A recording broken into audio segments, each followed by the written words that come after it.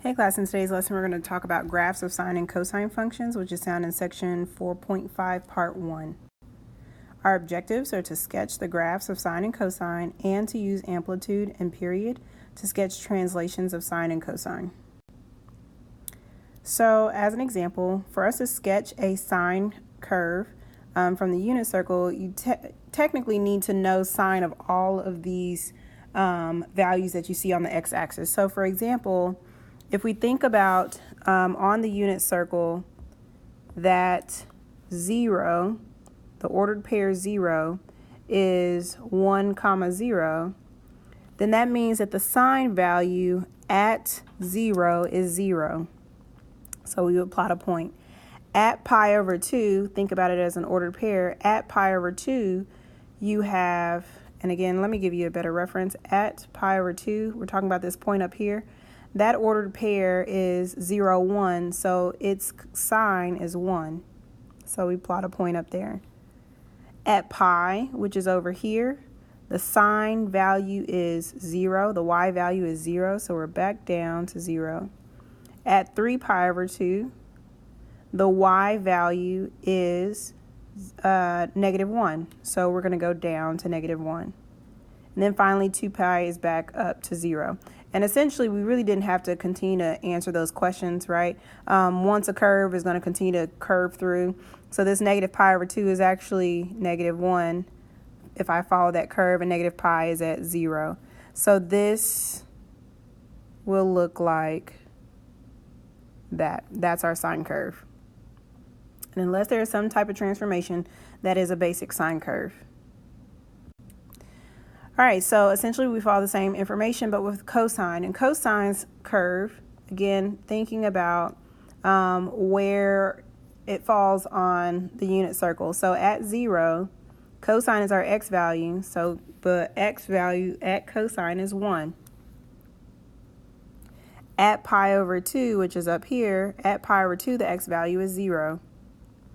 At pi, which is over here, the x value is -1. So if we follow that this pattern, this wave, we're going to go back up to 0 and then up to 1. On the other side, it's actually going to go down to 0 and down to -1. So this curve takes on this shape here. That's the cosine curve. If you see them both in action, I'm just going to sketch it on here just so that you can see it. If this is the cosine curve, again, as a reminder, the sine curve started at 0. And then at pi over 2, the y value is 1. So we take on this shape here for sine. So sine and cosine are almost exactly the same, except it's just been shifted over.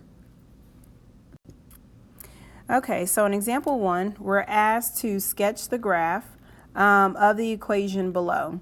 So what we have is y equals 2 sine of x on the interval from -pi to 4 pi. It's pretty important that they give you an interval, because that kind of lets you know how you should, like how far you should extend your graph. So our graph,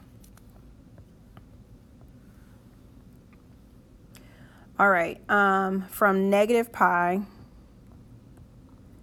oops, that's a 5. From -5 up to 4 pi. So we're going to have 1 pi, we're going to have 2 pi, we're going to have 3 pi, and then we're going to have 4 pi. Okay, that's on the interval from -pi to 4 pi. All right, also 2 sine x is the same thing as saying 2 times sine of x. So whatever sine of x is, all you're going to do is duplicate its answer. Okay, so at 0, and by the way, we usually only go up to 2 pi. So with that information, let me go ahead and break down 2 pi into increments that we're used to seeing, which is pi over 2 and 3 pi over 2. We're also used to seeing -pi over 2. Okay, that's a little bit more helpful. So again, since we are doubling what we have, at sine of 0, at 0, sine is 0. If you multiply that 0 times 2, you still get 0. At pi over 2, however, at pi over 2, right, your sine value is 1. But if it's times 2 from over here, 2 times 1 is 2. So it's no longer that it's up 1, but it's up 2 units. Then back at pi, our ordered pair is -1, 0. So that y value 0, 2 times 0 is 0. And again, if we follow that pattern, it'll go down to -2 for the next one. And then, sorry, let me fix that. Down to -2 and then back up to 0. So these essentially follow this sort of a curve. The difference between what we just had and what we have now is one, that we're talking about a longer interval. And then the second thing is that it kind of stretches your graph, right, by a factor of 2.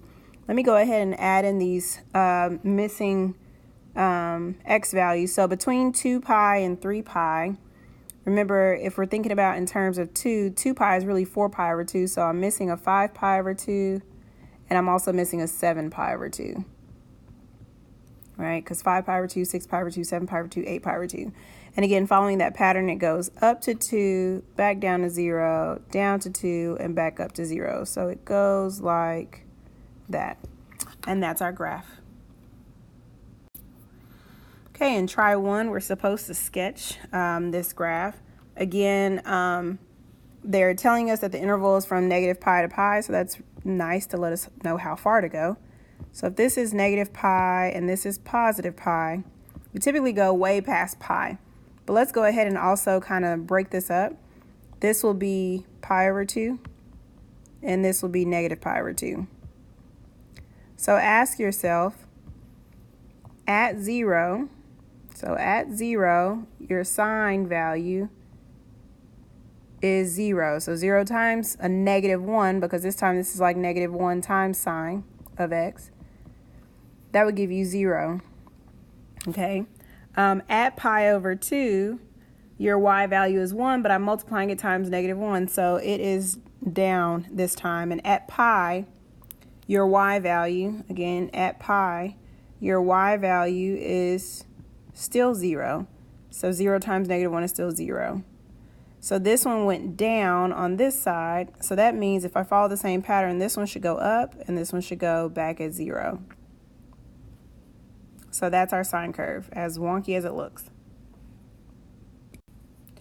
All right, so essentially what we were doing is we were kind of doing some of the basic, some of the transformations a little bit of a sine and cosine function.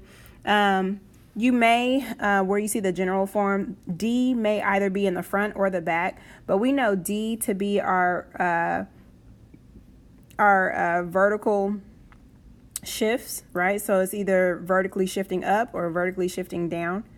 And essentially A is a scale factor, meaning that's where we get our stretch or compression from. So if A is greater than 1, then it's a stretch. If A is less than 1, it's a compression or a shrink in this case for this textbook. Our range is from -A to +A. So just think about the y-axis. Our range is from -A to +A, and then the amplitude itself is the absolute value of A. So for this example, example 2, again, we're just asked to sketch the graph of y equals 1/2 cosine x. So again, let's draw a graph.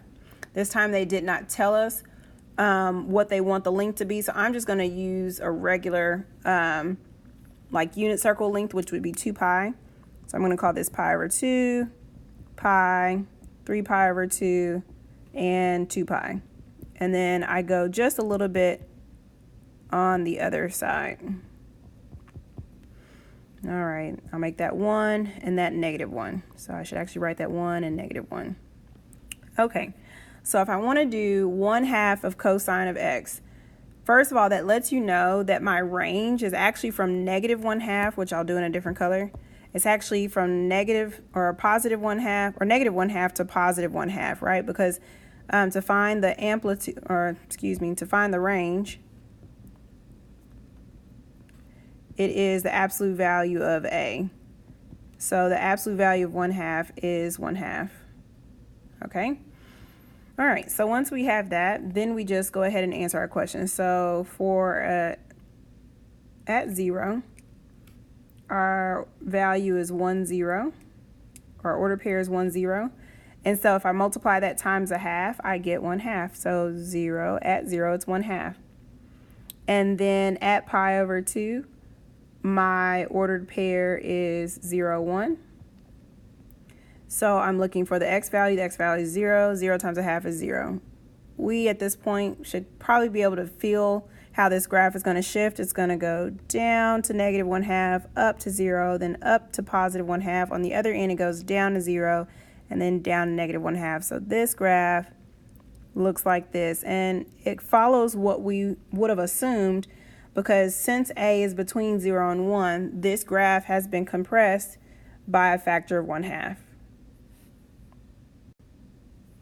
All right, our last example, we're going to sketch the example below, which is y equals 3 times the cosine of x. Again, without them telling me the length or the interval, I'm just going to use basic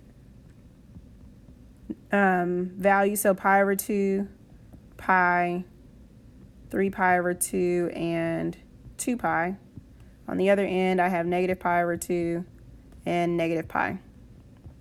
Okay, again, with cosine, what's going to help us is the fact that we know our range. Our range is the absolute value of a, which here is the absolute value of 3, which gives us 3. So it should be out of 3.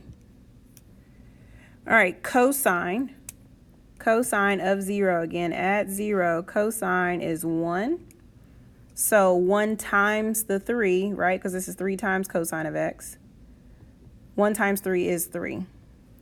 Okay, at pi over 2, which is right here, at pi over 2, that ordered pair is 0, 1. So it's times 1. So 3 times, or times 0. 3 times 0 is 0. Again, following that pattern, it would go down to negative 3, back up to 0, and then up to positive 3. Going the other direction, this would be down to 0 and then down to negative 3. So this graph will look like that. All right, we have one more. Actually, we don't have one more to do. It's just more information. So a period is a full cycle of sine or cosine. So the period then would be 2 pi over b.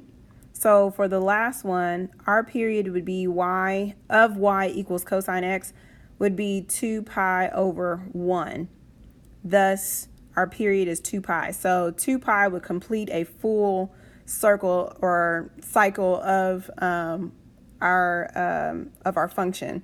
And as a reminder, b comes from, and let me go back to it, b comes from that equation y equals, if I'm talking about cosine, it'd be d plus a cosine of bx minus c. So in other words, this value here is what I am dividing 2 pi by to try and figure out our period. For most of the problems that we'll deal with, b will a lot of the times be 1. But moving towards calculus, just understand that that's not always the case. Anyways, we are done. If you have any questions, please be sure to come see me for tutoring.